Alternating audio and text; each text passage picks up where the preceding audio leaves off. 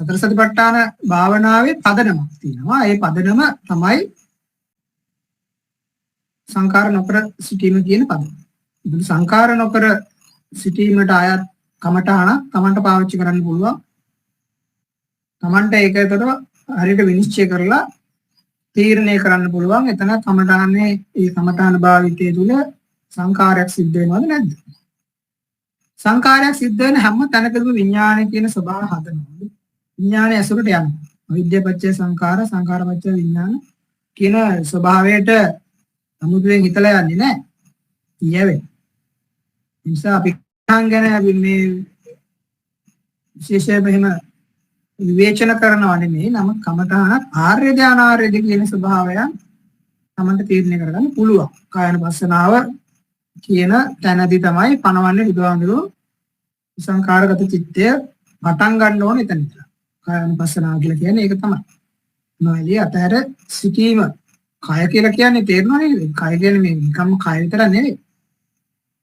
කයට අදාළ සියලු වැඩ. කය කියන ස්වභාවයට අදාළ අපි ඔක්කොම දේවල් කරන්නේ එහෙමනේ. කය කියලා කිව්වහම ඉංග විතරක් නෙමෙයි සිතත්යි. ඒකට ඒකට අදාළ සත් වැඩ තුනක් සිද්ධ වෙනවා. කාය සංකාර, වචී සංකාර, මනෝ සංකාර. ඒ තුනම නොකරේ. මොකද මේ තුනේ එකක් හරි සිද්ධ වෙනවා කියන්නේ මේ ලෝකයට අදාළ වැඩක් සිද්ධ වෙනවා. අපි ආරේක වෙන්න ඕන නම් ලෝකෝත්තර වෙන්න ඕන නම් එහෙම නැත්නම් ලෞකිකයේ අතහැර ලෞතුරුස්වේ විදිනවා කියලා නේ කියන්නේ. ලෞකිකයේ අතහැර ලෝකෝත්තර වෙන්න ඕන නම් ඒ ලෝකෝත්තර ජීවිතේ ස්පර්ශ වෙන්න ඕන නම් මේ ලෝකෙට අදාළ කිසිම කාරණාවක් කිසිම විදිහේ ස්පර්ශයක් සිද්ධ වෙන්නේ ඉන්න ඕනේ වෙලාවට. ඒකට මේ ලෝකෙට අදාළව කිසිම දෙයක් සිද්ධ නොවි ඉන්නවා කියන එකේ තේරුම තමයි කාය සංකාරයක් වෙන්න බෑ. වචී සංකාරයක් වෙන්න බෑ. මනෝ සංකාරයක් වෙන්න බෑ. සංකාරයක් සිද්ධ වෙන්නෙම මේ ලෝකේ සංඥාවක් අල්ලගත්තොත් එහෙම නැත්නම් සංඥාවකට බැසගත්තොත් ඒ සංඥාව බැස ගැනීම හේතු කොටගෙන වේදනා සංඥා සංකාර විඥාන ඔක්කොම එනවා. ඒකට එතන අපි ආර වෙන්නේ නැහැ. එතන අනාරිය. අර පුතඥ ස්වභාවය කියලා තමයි ඒ ආත්මය ඇසුරට ටච් වෙනවා. භාවනාදී ඔක අත්දැකීම් වෙනවා. හොඳින් මේ කකුල් දෙක දෙනකොට කකුලේ වේදනාවල් කලවල් වේදනාවල් එනකොට ඔය කියන ස්වභාවය තේනවා. අනාර වෙනවා. බුදයගේ මාර්ගිය අනාරය නොවි ඉන්නත් පුළුවන්. කකුලේ වේදනාවක් කලවල වේදනාවක් එද්දිත් අනාරය නොවි හිටියොත් හරි. එතනදී මේ පහළ වීම මත සංකාර නොකර ඒකට පොදු දැඩි විශ්වාසය කියන්නේ දැඩි වීරයක් තමන්ට මාර්ගයකට දැඩි විශ්වාසයක් තමන්ට ලොකු කැපකිරීමක් එම ඕන වෙලාව තමයි අර මේ කමඨාන සිද්ධ කරන අය දන්නවා ඒ කකුල් වල වේදනාවල් එක්ක කොහොමද මේ වෙලාවට ඉන්න ඕනේ. ඒකට එතන විසංකාරගත චිත්තය පවත්වාගෙන ගියොත් ඉස්සරහට කෙනෙක් එයාට මේ අවිද්‍යාව ප්‍රහාණය සිද්ධ වෙනවා. මේ සෝවාන් මාර්ගයට අදාළ අවිද්‍යාව ප්‍රහාණය සිද්ධ වෙලා සෝවාන් ඵලයටපත් වෙනවා. නාම රූප පරිච්ඡේද සිද්ධ වෙලා. මේක හරි වටින වෙලාවක්. මේ වටින වෙලාව ලබන්න තමයි මේ හැමදේම. අපි මේ සාකච්ඡාවල් සිද්ධ කරන්නේ. කර්ම පැහැදිලි කරන්නේ. ඒක ඕගොල්ලෝ මේ භාවනාව වඩන්න ඕගොල්ලෝ භාවනාව කරන්න අවශ්‍ය ඒ කාරණා ඕගොල්ලෝ ඇතුලේ තමන් අධ්‍යාත්මය තුළ හදා ගන්නවනේ.